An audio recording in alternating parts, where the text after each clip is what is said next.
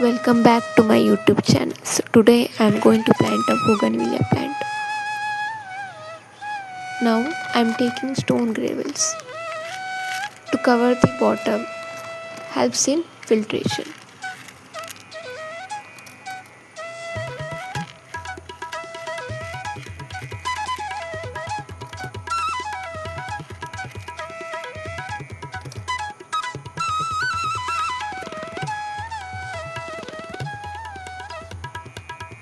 Then later add laterite soil.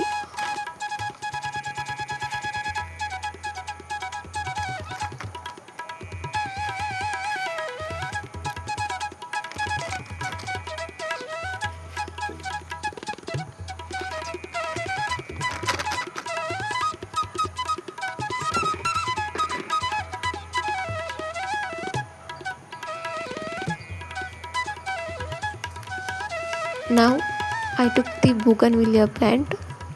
You can see these spines. Now just cover it with the laterite soil.